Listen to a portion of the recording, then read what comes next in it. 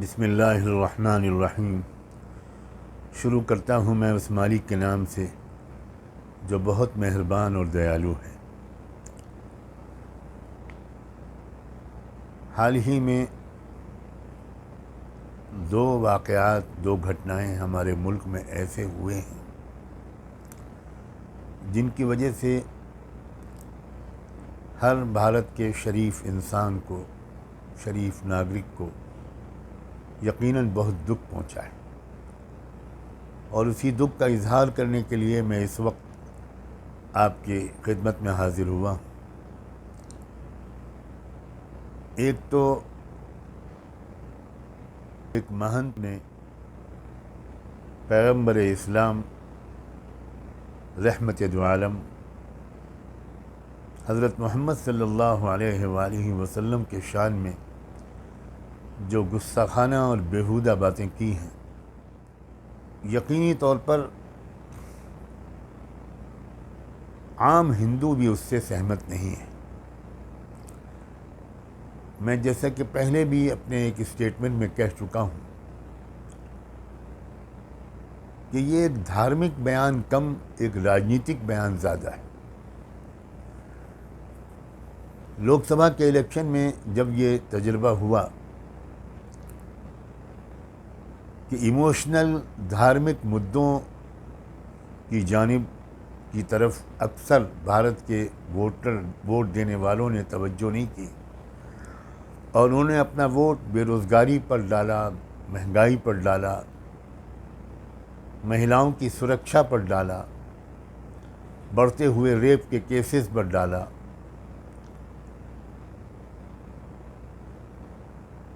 رام مندر میں جن بڑے بڑے گھوٹالوں کی خبریں آئیں اس کے خلاف اپنے غصے کا اظہار کرنے کے لیے ووٹ ڈالا۔ تو ایک بار پھر مہاراشٹر کے الیکشن سے پہلے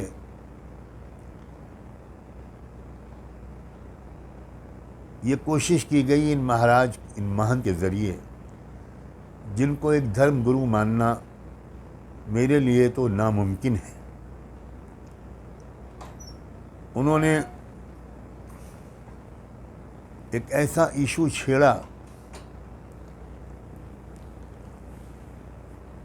جس کی وجہ سے ان کی یہ کوشش تھی، جس کے ذریعے کہ مہاراشٹر میں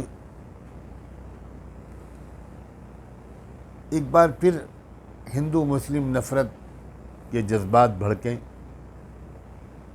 مسلمان ریئیکٹ کریں،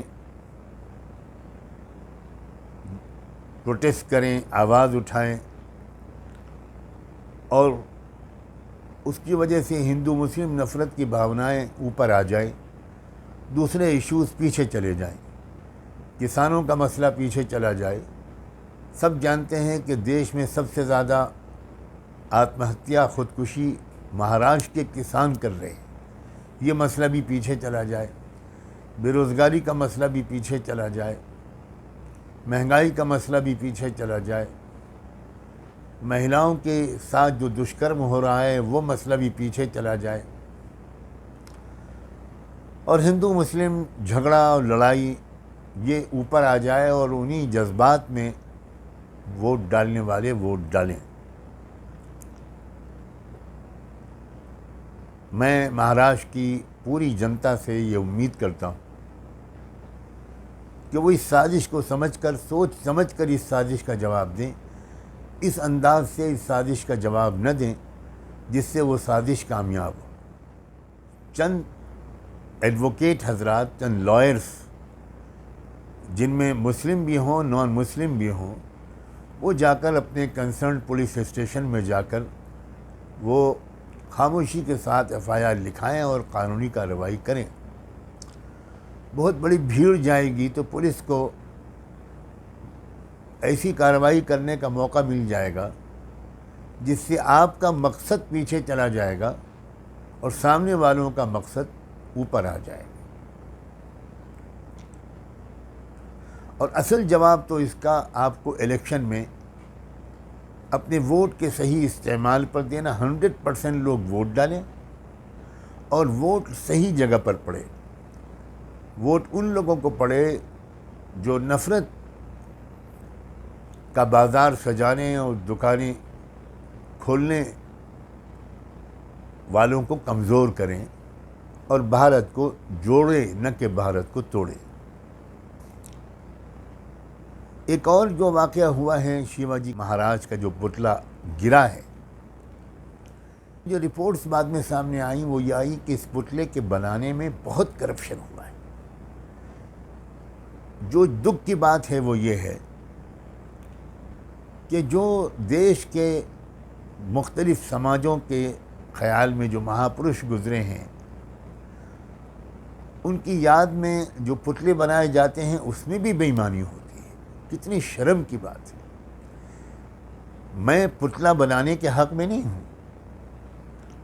میں کسی کے لیے اپنی محبت، اپنی عقیدت اور اپنی آستھا کے ظاہر کرنے کا یہ طریقہ کہ اس کا پتلا بنایا جائے، میں اس سے سہمت نہیں ہوں۔ میں یہ سمجھتا ہوں کہ اس مہاپرش کی جو اچھی شکشائیں اور تعلیمات ہیں ان پر ایمانداری سے عمل کرنا، یہ دراصل اس مہاپرش کی عزت کا صحیح طریقہ ہے۔ اس کے ساتھ اپنی محبت اور آستھا کے ظاہر کرنے کا یہ صحیح طریقہ ہے۔ لیکن اس کے باوجود کہ میں پتلا بنانے کے حق میں نہیں ہوں، یہ بات کہ پتلے میں بھی چوری کی جائے، رام مندر میں بھی کرپشن کی خبریں بہت آئی ہیں۔ اگر یہ کرپشن نہ ہوتا تو ہزاروں کروڑ کی لاگت سے بننے والا وہ مندر پہلی برسات میں آنسو بہانا شروع نہ کرتا۔ کہاں پہنچ گیا ہمارے دیش کے لوگوں کا کریکٹر؟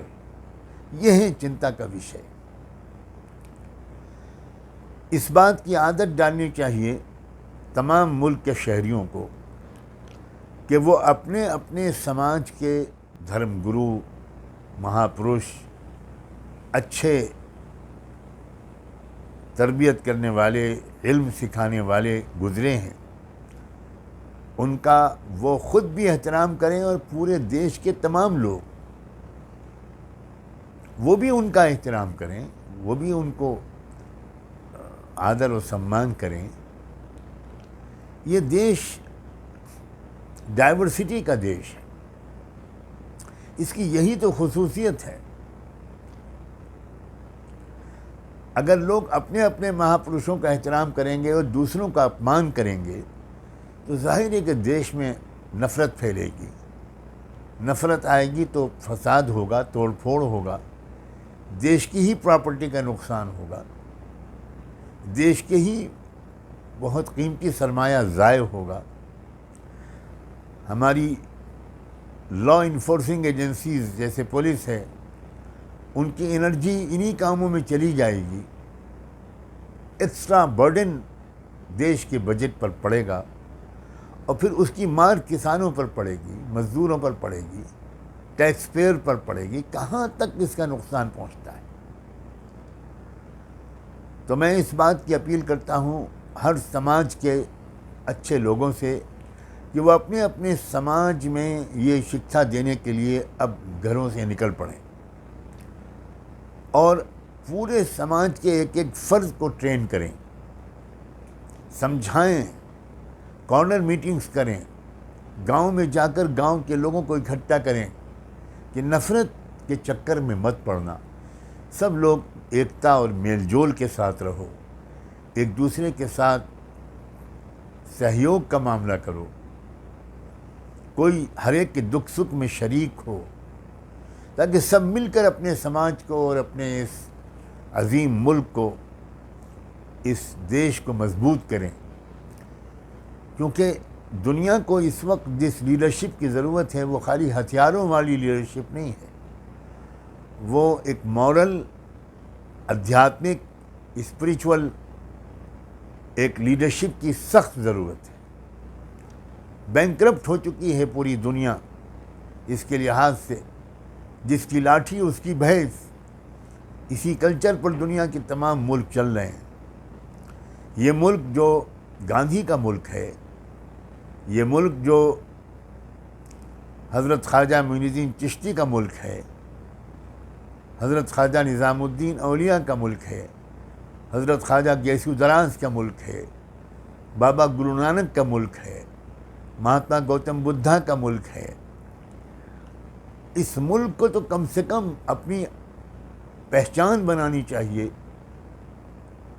یونٹی ان ڈائیورسٹی، سب لوگ مل کر اپنے اپنے دھرم پر چلے اور سب لوگ مل کر ایک دوسرے کے دھرم کا احترام کریں، ان دھرموں کے ماننے والوں کو بھی عزت دیں، کسی کو کسی سے خطرہ محسوس نہ ہو۔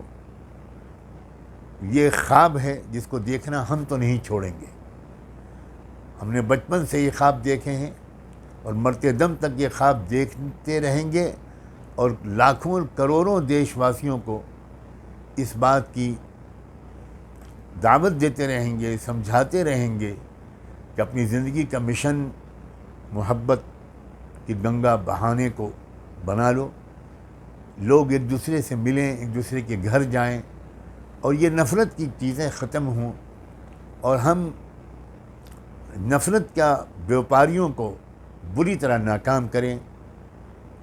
یہ بیان میرا اخلاقی ہے، راجنیتک نہیں ہے، مگر راجنیتی اگر اخلاق سے کٹ جائے تو وہ غنڈہ گردی ہو جاتی ہے۔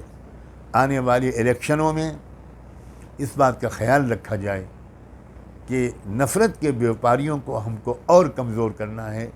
لوک سبھا میں آپ نے ان کو کمزور کیا، اب ویدھان سبھا کے الیکشنوں میں آپ کو ان کو بالکل دیوار سے لگا دینا ہے۔ میں اچھی امیدوں کے ساتھ شکریہ ادا کرتے ہوئے آپ سے اجازت چاہتا ہوں۔ بہت بہت شکریہ، خدا حافظ۔